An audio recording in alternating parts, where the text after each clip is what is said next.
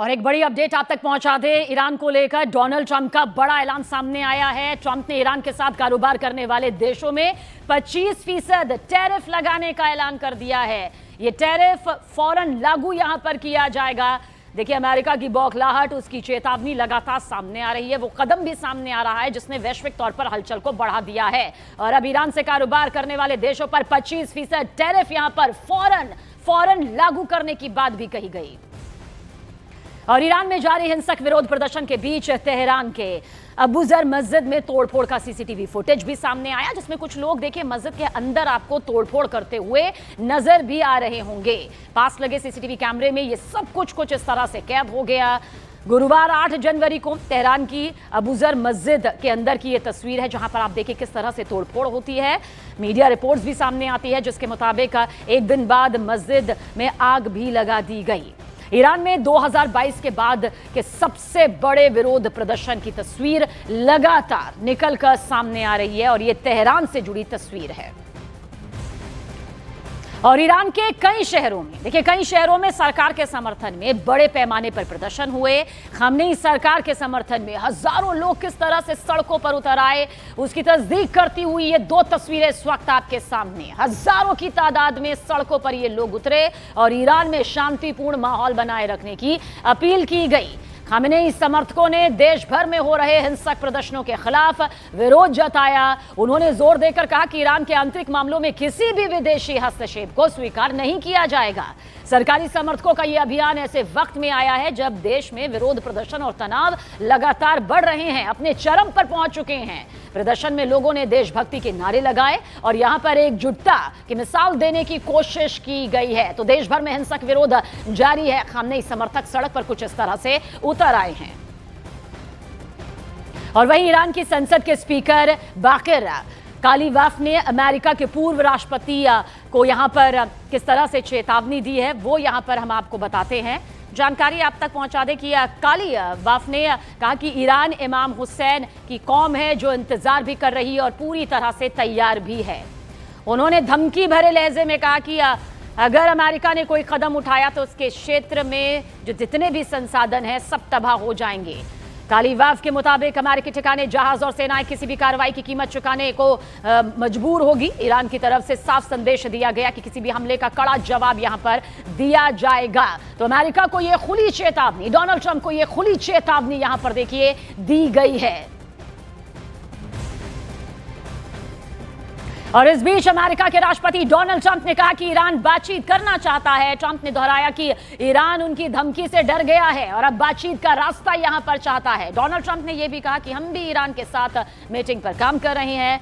Trump ने साफ साफ लहजे में कह दिया कि ईरान को परमाणु कार्यक्रम और मिसाइलों को लेकर अमेरिकी शर्तें यहां पर माननी ही होंगी। With Iran? Yeah, do you think they want to engage diplomatically with you? They do. They called yesterday. Is it still an option? Iran called to negotiate. Yesterday. The leaders of Iran called. They want to negotiate. I think they're tired of being beat up by the United States. Are you sure you still on that call? Iran wants to negotiate. Yes. Negotiate what? We may meet with them. I mean, a meeting is being set up, but we may have to act because of what's happening before the meeting. Right. But a meeting is being set up. Iran called. They want to negotiate. और देखिए, Iran में जारी हिंसक प्रदर्शनों के बीच America और Iran आमने सामने यहां पर आते दिखाई दे रहे हैं। अमेरिकी राष्ट्रपति डोनाल्ड ट्रंप ने दावा किया कि ईरान अमेरिका से बातचीत करना चाहता है, लेकिन साथ ही उन्होंने ईरान पर अब तक के सबसे कड़े एक्शन की चेतावनी यहां पर दे डाली है। ट्रंप के इस बयान से ईरान के सुप्रीम लीडर अयातुल्लाह खामेनेई का पारा भी कुछ इस तरह से चढ़ गया है।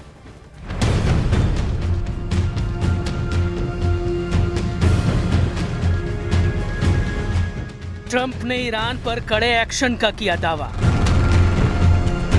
ईरान पर ट्रंप के दावे से चढ़ा खमेनेई का पारा।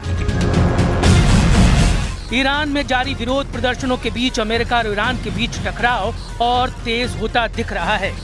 अमेरिकी राष्ट्रपति डोनाल्ड ट्रंप ने ईरान को लेकर बड़ा दावा करते हुए कहा है कि ईरान के नेता अमेरिका से बातचीत करना चाहते हैं और इसके लिए उन्होंने संपर्क भी किया है। With Iran? Yeah, do you think they want to engage diplomatically with you? They do.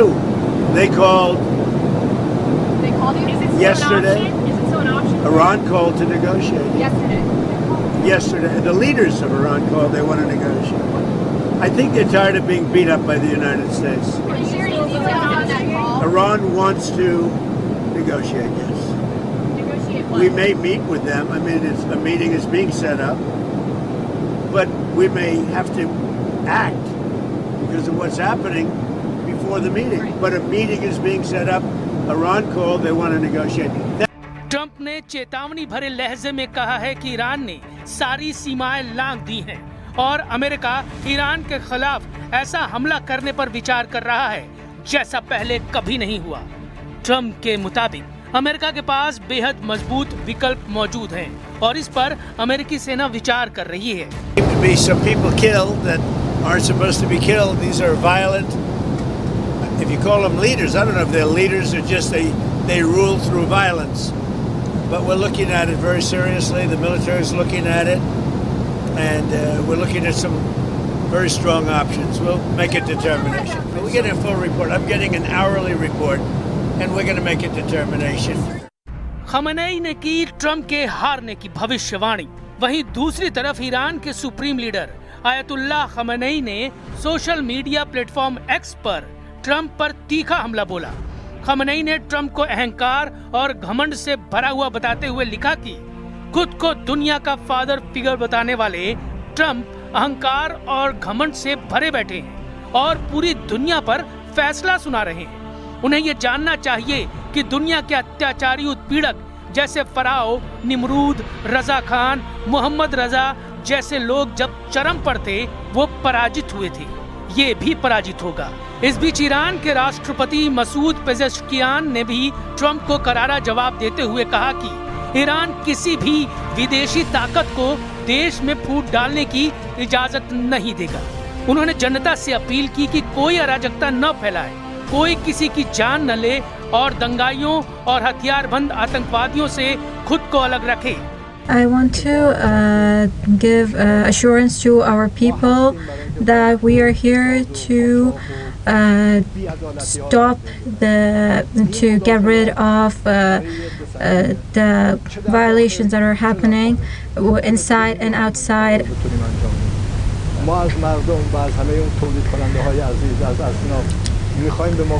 We want the people and the producers to help us get rid of the people doing injustices inside the country.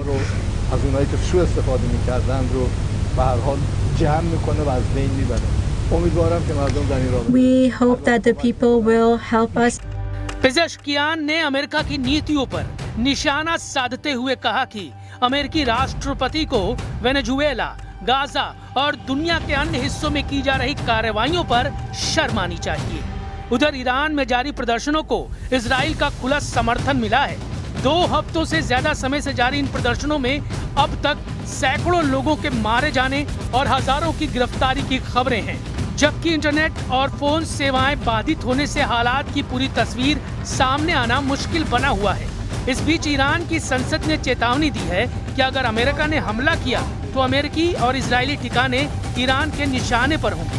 जाहिर है Iran और America में टकराव are पार की लड़ाई की तरफ बढ़ता नजर आ रहा है, जहां हमले सिर्फ जुबानी नहीं होंगे।